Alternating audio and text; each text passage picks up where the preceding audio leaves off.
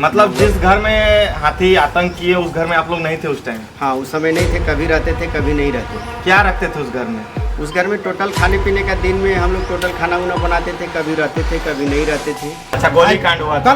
कल का घटना आपको बता रहे हैं। पूरा सीओ से पूरा रामगढ़ का प्रशासन ला के भर के वहाँ पर ग्रामीणों को दबाया जा रहा है और काम करवाया जा रहा था। घर को तोड़ा गया और घर को तोड़ने के बाद वहाँ का सारा अनाज खा गया। अगर वहाँ पर जिस तरीके से फॉरेस्ट विभाग से जो सुविधाएं मिलती है वो सारी सुविधाएं अगर उस क्षेत्र में मिली हुई होती तो शायद यह घटना होने से ही बच सकता था। क्योंकि तो जोहार नमस्कार दोस्तों, अभी हम लोग मौजूद है रामगढ़ विधानसभा क्षेत्र के गोला प्रखंड के वन क्षेत्र पदाधिकारी के कार्यालय के समीप हम लोग मौजूद हैं।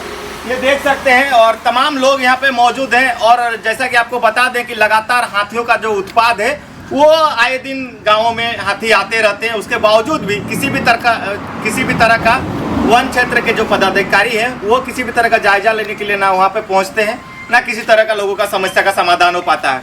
जिस कारण से आज देख सकते हैं JLKM के महामंत्री, JLKM के जिला प्रवक्ता सहित JLKM के कई कार्यकर्ता, साथ ही साथ JLKM के एक कहा जाए ऐसा व्यक्ति जो कि हमेशा इस पार्टी को लेके चले शुरू से, त्रिभुवन महतो, उनका घर कल रात को हाथी के द्वारा गिराया जाता है। उसके बाद कहा जाए तमाम चीज क्या कुछ हुआ उसकी जानकारी त्रिभुवन दाई से ही हम लोग जानने का प्रयास करेंगे। त्रिभुवन दा जोहार।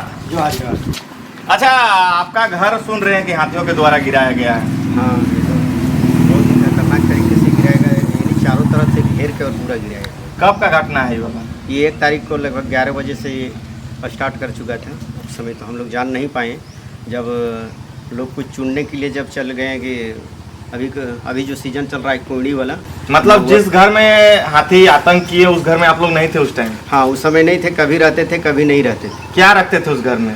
उस घर में टोटल खाने पीने का दिन में हम लोग टोटल खाना उना बनाते थे, कभी रहते थे कभी नहीं रहते थे। उसके बाद और एक घर है उसमें आ जाते थे। क्या कुछ नुकसान हुआ था? नुकसान देखिए, जितना भी हम लोग का खेती बाड़ी करके जो भी अनाज रहता था 2 साल 3 साल के लिए हम लोग रखते हैं कि मान लिए यानी कौन समय में कैसा हो जाए, हो सके अगला साल धान हो ना हो।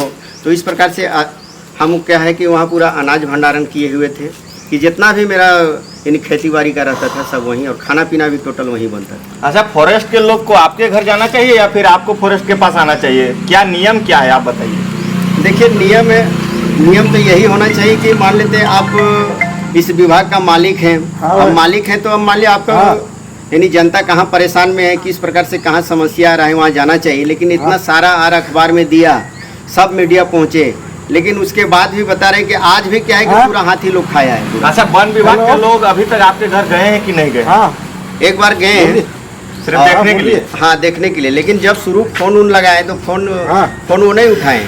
उसके बाद किन्हीं से हमको DFO का नंबर मिला तो उनसे बातचीत किए तो बड़ी ही अच्छा से वो बात किए। वो बोले कि नहीं, हम इसका बहुत जल्दी हम इसका ये करेंगे। हम तो उसको बोले थे, देखिए हम तो बोले थे उसको। अच्छा, अभी आप कटेगा नहीं होगा तो वहीं से आवाज पे पहुंचे थे तो क्या किसी से बात नहीं हुआ? किसी से बात नहीं हुआ, ये गांठ है बस, यही से बात समय जब हिसाब आप ले लिए उसके बाद फिर हम पर लगा दिए यार। लेकिन अभी तक सब अच्छा नहीं लगता है। कोई अधिकारी या यानी बोलते हैं अच्छा भैया, तो अच्छा नहीं दिए आपको, आप देख लीजिए। यानी कि मतलब कहा जाए स्पष्ट रूप से कि जो भी अधिकारी पदाधिकारी जिनके द्वारा इनका कार्य का पहल किया जाता और वो लोग यहाँ पे कोई नहीं है। एक सुरक्षा कर्मी या फिर गार्ड के रूप में जिन्हें रखा गया है, जो कि गेट खोलते हैं या फिर यहाँ पे सुरक्षा के रूप में वो तैनात हैं।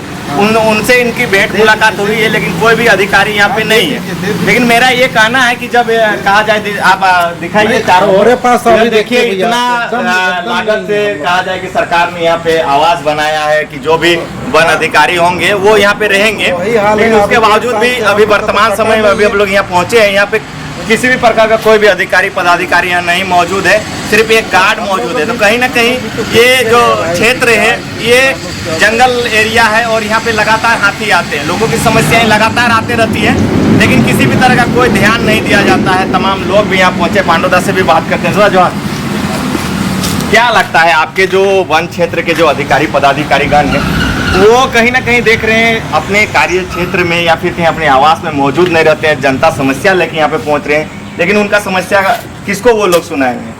देखिए, ये तो हमारा झारखंड का दुर्भाग्य है, खास करके कि जो भी पदाधिकारियों को, जो भी अधिकारियों को सरकारी कर्मी के रूप में चुना जाता है या फिर उनका चयन किया जाता है, लेकिन वो लोग अपना जिम्मेवारी से पूरा भाग जाते हैं। और उसी का नतीजा आप देख रहे हैं कि एक जो पीड़ित व्यक्ति के घर जा कर के उनका सर्वे करके उनका सारा डॉक्यूमेंट्स वगैरह जमा लेना चाहिए था, लेकिन वो व्यक्ति आज उनके कार्यालय में पहुंच रहे हैं। आप साफ तरीके से इसीलिए आप समझ सकते हैं और जितने भी आपके दर्शक हैं तो लोग भी समझ सकते हैं कि इस तरीके से झारखंड की जो शासन व्यवस्था, विधि व्यवस्था जो है, इस पर जैसे आम जनमानस की जो समस्याओं से एक निजात पाया जा सके, वहाँ की स्थिति को आप सोच सकते हैं।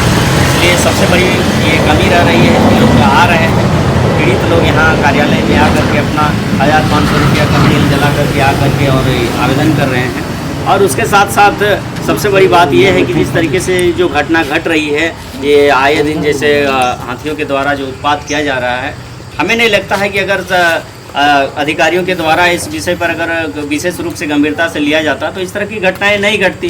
तो हम साफ तौर पर यही कहना चाहेंगे कि जिस क्षेत्र में घर को तोड़ा गया और घर को तोड़ने के बाद वहाँ का सारा अनाज खा गया, अगर वहाँ पर जिस तरीके से फॉरेस्ट विभाग से जो सुविधाएं मिलती है, वो सारी सुविधाएं अगर उस क्षेत्र में मिली हुई होती तो शायद यह घटना होने से ही बच सकता था। क्योंकि वन क्षेत्र होने के कारण जैसे वहाँ स्ट्रीट लाइट लगनी चाहिए और वहाँ के एक आम निवासियों को जैसे पटाखा से लेकर के टॉर्च वगैरह कई सारे चीज़ें वहाँ पर मिलने चाहिए थे, लेकिन वो सारी चीज़ें ना मिल पाने के कारण वो क्षेत्र जो है पूरा अभी अंधेरा में रहता है और उसी का फ़ायदा लेकर के हाथी भी उसका फ़ायदा उठाते हैं।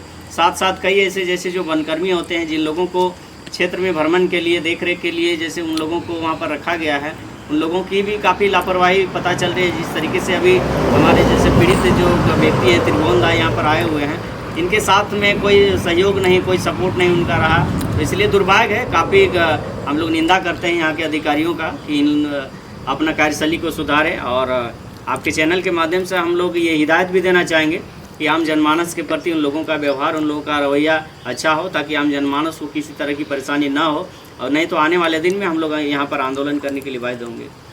तमाम लोग आज पहुंचे हैं, आप लोग JLKM के कई लोग यहाँ पे आए हुए हैं त्रिभुवन के समर्थन में। कहीं ना कहीं वो भी आप ही लोग के पार्टी के समर्थक हैं या फिर कार्यकर्ता हैं, तो कहीं ना कहीं क्या लगता है कि जिस तरह से अभी आप लोग यहाँ पहुँचे हैं और कहा जाए कोई भी अधिकारी पदाधिकारी ना रहे या फिर आप लोग यहाँ से रिटर्न चला जाएगा, तो क्या लग रहा है आप लोग? देखिए, सबसे पहले तो मन काफ़ी उदास है और इसमें कोई दुराय नहीं है।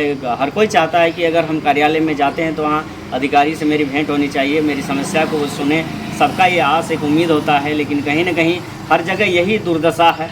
आप माने वन कार्यालय से लेकर के आप प्रखंड विकास पदाधिकारी के यहाँ जाइए, अंचल अधिकारी के जाइए, थाना प्रभारी के यहाँ जाइए, हर जगह यही स्थिति है। काफ़ी मन में पीड़ा लगता है, तकलीफ लगता है। आप सोच सकते हैं कि हम लोग एक पदाधिकारी होने के नाते, पार्टी के पदाधिकारी होने के नाते हम लोग इस तरीके से कार्यालय का चक्कर लगा रहे हैं, तो आम जनमानस का क्या स्थिति होगा, क्या JLKM के महामंत्री संतोष चौधरी इधर से ले लीजिए। इनसे भी बात करेंगे और जानने का प्रयास करेंगे, क्योंकि गोला क्षेत्र में देखा जाए तो सक्रिय रूप से जो ये लोग आप लोगों को नज़र आ रहे हैं, ये JLKM के पार्टी की ओर से सक्रिय रूप से कार्य करते हैं और लगातार जो भी समस्या होती है उसका निदान करने का प्रयास करते हैं। संतोष दा, जोहार। जोहार जोहार, आपको चैनल का भी जोहार भाई। आपसे जानना चाहेंगे कि जो आपके क्षेत्र में कहीं ना कहीं देखा जाए जो हाथियों का आतंक है, उस पर कहीं ना कहीं सरकार तो किसी तरह का कोई ध्यान नहीं देती है। लगातार देखते हैं कि आज किसी का घर गिर गया तो किसी का अनाज नष्ट हो गया, कभी किसी आदमी का जान भी चला गया, लेकिन इसके ऊपर किसी भी तरह का कोई पहल, एक अच्छा पहल होना चाहिए कि हाथियों से लोगों को कैसे बचाया जाए या फिर उनके घरों को कैसे बचाया जाए। सबसे पहले तो जितना भी प्रशासनिक व्यवस्था है वो एकदम लचर है। पब्लिक के हित में एक भी कोई भी योजना धरातल पर नहीं दिख रहा है। चाहे हाथी वाला समस्या हो या और भी विभाग देख लीजिए, सब एकदम अपना कैसे तिजोरी भरेंगे, कैसे योजना का बंदरबाट करेंगे, यही इन लोग अपना रणनीति बनाता है। बाकी पब्लिक का क्या होगा, वो पब्लिक मतलब अभी भी हम लोग देख रहे हैं तो पब्लिक एकदम मतलब लग रहा है कि हम लोग पास कोई सरकार नहीं, निरंकुश सरकार हम लोग बना के यहाँ रखे हुए हैं।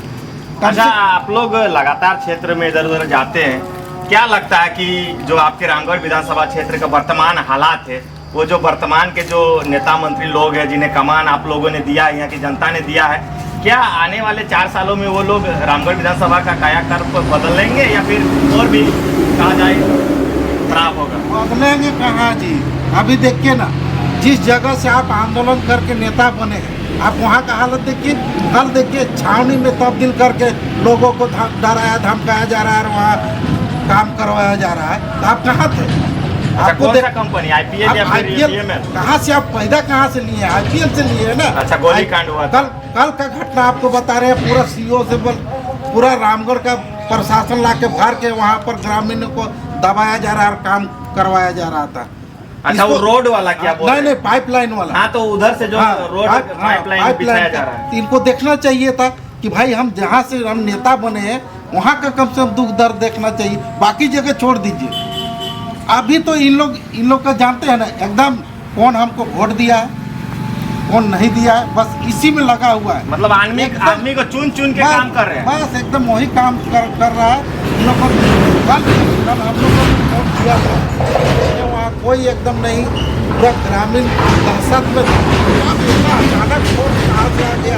और सीओ तो हमको नहीं लगता है जनहित में कहीं काम कर रहे हैं। वो कहाँ दलाली होगा, कहाँ ठेकेदार को मदद करना है, कहाँ फैक्ट्री मदद करना है, कहाँ रोड को मदद करना है, बस इसी के लिए सीओ बना हुआ है। अच्छा दादा, आपसे जानना चाहेंगे, आपके पार्टी के ऊपर लोगों का बहुत उम्मीद बहुत भरोसा है। हर एक मतलब कहा जाए गरीब का आवाज आपका पार्टी बना हुआ है जेएलका में भी। वर्तमान समय में क्या लगता है जो आदमियों के साथ शोषण या फिर अत्याचार हो रहा है, चाहे वो ब्लॉक में हो या फिर थाना में हो, उससे आप लोग यहाँ के लोगों को किस तरह से सुरक्षित कर जब हम लोग के पास संज्ञान में आता है जो भी समस्या आता है, हम लोग चाहे एक कार्यकर्ता तुरंत हम लोग जाके उसको निदान करने का तो कोशिश कर रहे हैं। उसके सुख दुख में हम लोग जाके खड़ा होने का कोशिश कर रहे हैं। अब हम लोग पास तो सत्ता है नहीं, कहीं कुछ नहीं है। हम लोग तो बोल ही सकते हैं, जहाँ तक आंदोलन कर सकते हैं, धरना प्रदर्शन कर सकते हैं। इसी के माध्यम से आज हम लोग काम कर रहे हैं। और जहाँ तक वो हमको लगता है कि अगर 100 समस्या है तो 50-60 समस्या तो हम लोग निदान कर ही ले रहे हैं।